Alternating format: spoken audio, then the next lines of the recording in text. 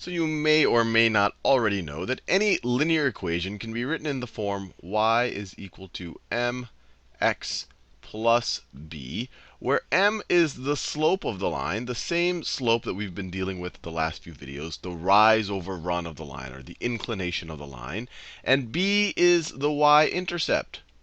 Y-intercept. I think it's pretty easy to verify that b is the y-intercept. The way you verify that is you substitute x is equal to 0. If you get x is equal to 0, remember x is equal to 0, that means that's where we're going to intercept the y-axis. If x is equal to 0, this equation becomes y is equal to m times 0 plus b. M times 0 is just going to be 0. I don't care what m is, so then y is going to be equal to b. Y is equal to b. So the point 0, b is going to be on that line. So 0, b. So the line will intercept the y-axis at the point y is equal to b. And we'll see that with actual numbers in the next few videos. And just to verify for you that m is really the slope, let's just try some numbers out. We know when we know the point 0, b is on the line. What happens when x is equal to 1? When x is equal to 1, you get y is equal to m times 1, or it's equal to m plus b.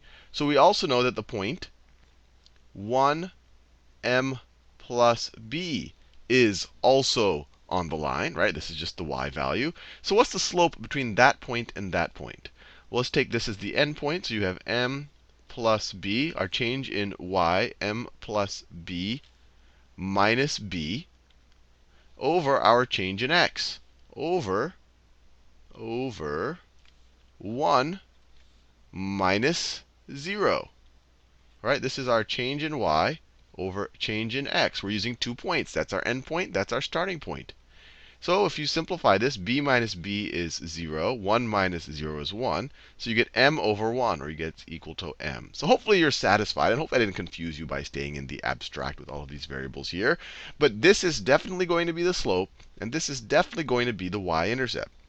Now, given that, what I want to do in this exercise is look at these graphs and then use the already drawn graphs to figure out the equation. So we're going to look at these, figure out the slopes, figure out the y-intercepts, and then know the equation.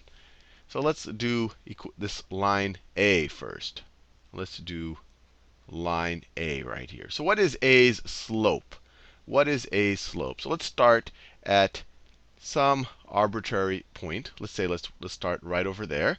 And then let us see, and we want to get to even numbers. So let's see, if we run 1, 2, 3. So if our delta x is equal to 3, right? 1, 2, 3. Our delta y, and I'm just doing it because I want to hit an even number here. Our delta y is equal to, we go down by 2. It's equal to negative 2. So for a, change in y for a change in x, when our change in x is 3, our change in y is negative 2. So our slope is negative 2/3. When we go over by 3, we're going to go down by 2. Or if we go over by 1, we're going to go down by 2/3. You can't exactly see it there, but you definitely see it when you go over by 3. So that's our slope. We've essentially done half of that problem. Now we have to figure out the y-intercept. So that right there is our m. Now what is our b, our y-intercept? Well, where does this intersect the y-axis? Well, we already said the slope is 2/3, so this is the point y is equal to 2. When we go over by 1 to the right, we would have gone down by 2/3. So this right here must be the point 1 1/3. Or another way to say it, we could say it's 4/3. That's the point y is equal to 4/3 right there, right? A little bit more than 1, about 1 1/3. So we could say b is equal to 4/3. And so we'll know that the equation is y is equal to m, negative 2/3, x plus b, plus 4/3. That's equation A. Let's do equation B. Hopefully we won't have to deal with as many fractions here. Equation B, let's figure out its slope first. Let's start at some reasonable point. Let's see. We could start at that point. And then if we, let me do it right here. B, equation B. When our delta x is equal to, let me write it this way, delta x. So our delta x could be 1. When we move over 1 to the right, what happens to our delta y? We go up by 3. Delta x, delta y. Our change in y is 3. So delta y over delta x. When we go to the right, our change in x is 1. Our change in x is 1. Our change in y is positive 3. So our slope is equal to 3. What is our y-intercept? Well, when x is equal to 0, y is equal to 1. So b is equal to 1. So this was a lot easier. Here the equation is y is equal to 3x plus 1. Let's do that last line there. Line C. Line C. All right. So let's do the y-intercept first. You see immediately the y-intercept, when x is equal to 0, y is negative 2. So b is equal to negative 2.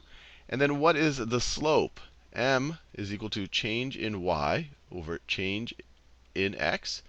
So let's see. Let's start at that y-intercept. And if we go over to the right by 1, 2, 3, 4, so our change in x is equal to 4. What is our change in y? Our change in y is positive 2. Change in y is equal to 2. So change in y is 2 when change in x is 4, or the slope is equal to 1/2, 2 over 4. So the equation here is y is equal to 1/2 x, that's our slope, minus 2. And we're done. Now let's go the other way. Let's look at some equations of lines, knowing that this is the slope and this is the y-intercept. That's the m, that's the b, and actually graph them.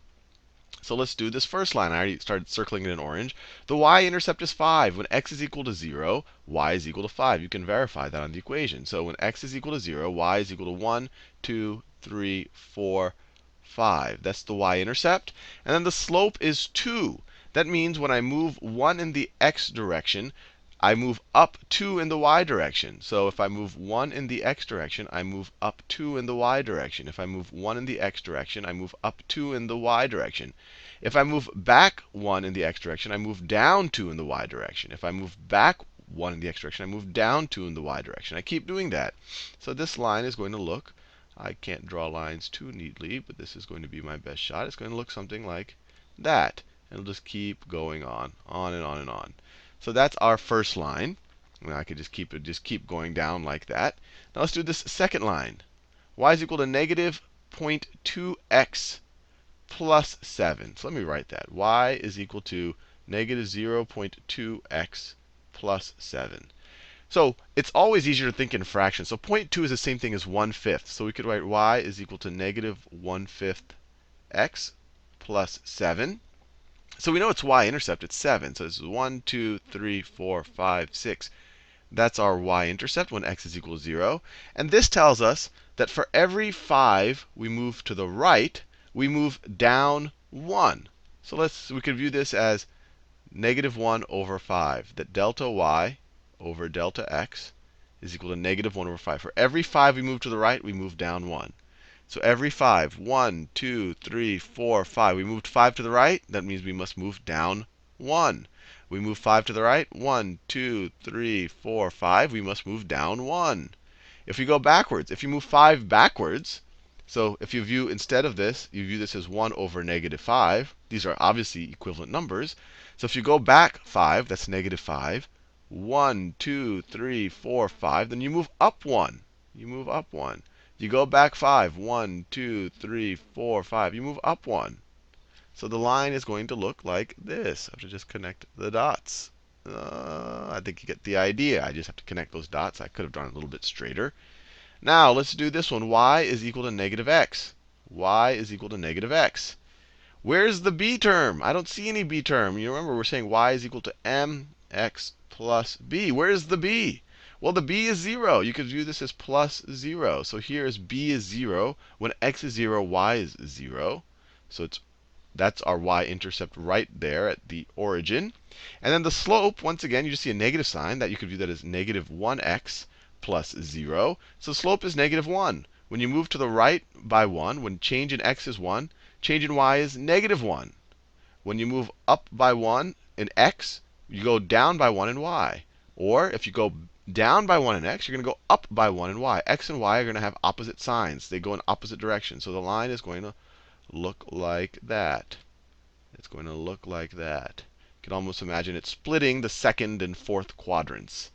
Now I'll do one more. Let's do this last one right here. Y is equal to 3.75. So now you're saying, gee, we're looking for y is equal to mx plus b. Where is this x term? It's completely gone. Well, the reality here is this could be rewritten as y is equal to 0x plus 3.75. Now it makes sense. The slope is 0. No matter how much we change our x, y does not change. Delta y over delta x is equal to 0. I don't care how much you change your x. So our y-intercept is 3.75. So 1, 2, 3.75 is right around there. Just want to get close. 3 3/4.